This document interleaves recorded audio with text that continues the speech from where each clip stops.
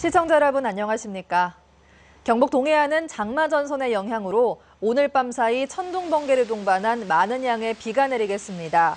이번 비는 내일 밤까지 이어지겠고 예상 강우량은 30에서 80mm로 바람이 강하게 불어 시설물 관리와 안전사고에 유의해야 합니다. 낮 최고 기온은 22에서 23도로 예상되며 바다의 물결은 동해 전해상에서 오전에 1에서 2.5m, 오후에는 1.5에서 4m로 매우 높게 일겠습니다. 울릉도와 독도는 흐리고 비바람이 강하게 불겠습니다. 메르스 한파로 지역 경기가 침체되면서 서민 경제 활성화 방안이 시급한데 경북에서는 500여 개 기관과 사회단체가 참여하는 전통시장 장보기 행사가 펼쳐집니다.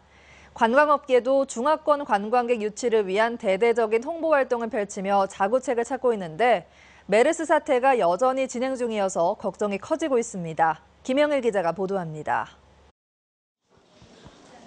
메르스 한파로 평소 손님들로 북적이던 전통시장은 골목마다 텅 비어 있습니다.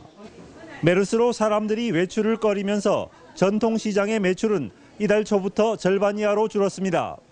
대형 마트에 밀려 평소에도 힘들었는데 메르스까지 덮치면서 설상가상의 피해를 겪고 있습니다. 아예 그냥 시장에 사람들이 그냥 없죠. 그냥 저희들밖에 없고 하루 종일 있으면 그냥 뭐 어떻게 할 줄도 모르겠고.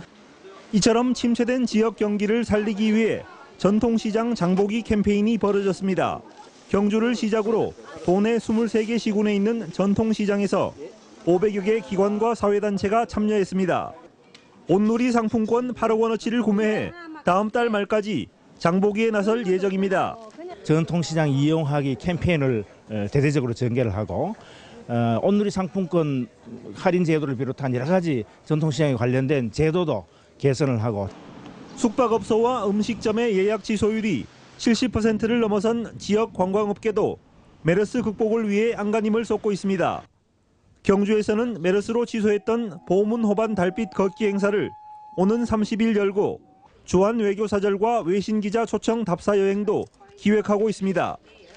특히 급격한 감소세를 보인 중국 관광객 유치를 위해 국제관광 박람회 참가와 중화권 TV 광고 등 다양한 홍보를 펼치고 있습니다. 중국 현지의 여행사를 대상으로 경상북도로 많이 올 수 있는 관광객 유치 설명회를 저희들이 적극적으로 펼치겠습니다.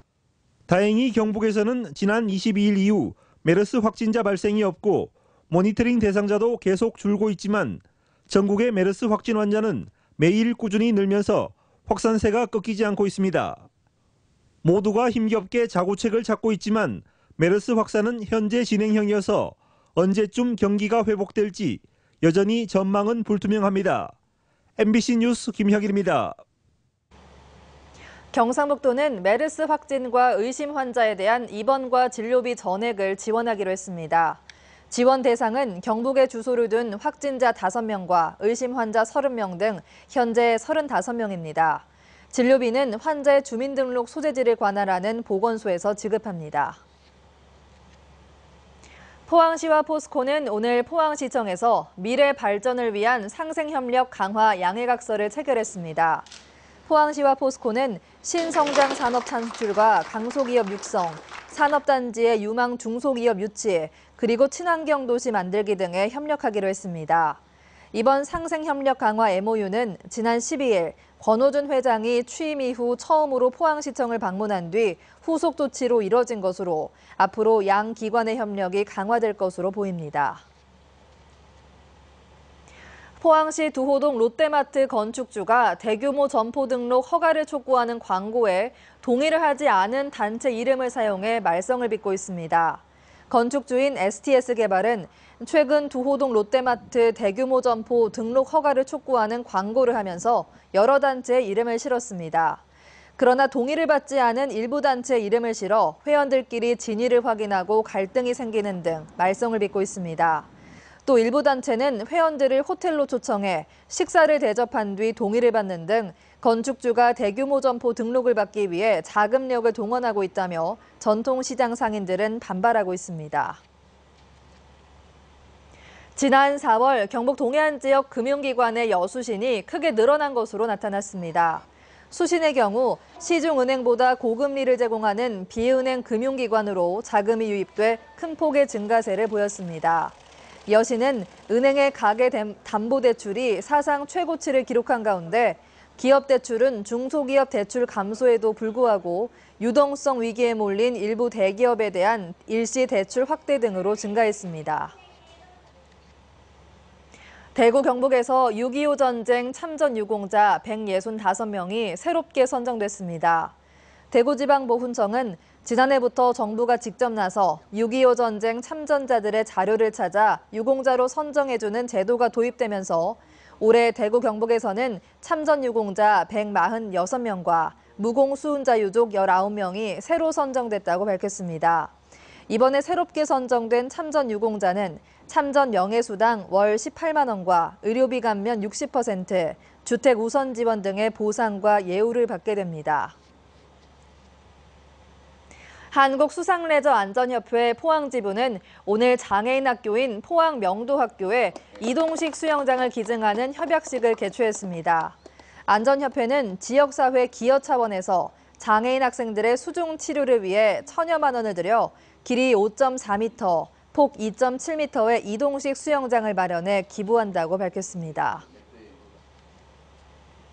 오늘 오후 2시 45분쯤 경주시 안강읍에 있는 4층 건물에서 페인트 도색 작업을 하던 53살 김모 씨가 고압 전선에 감전되는 사고가 발생했습니다.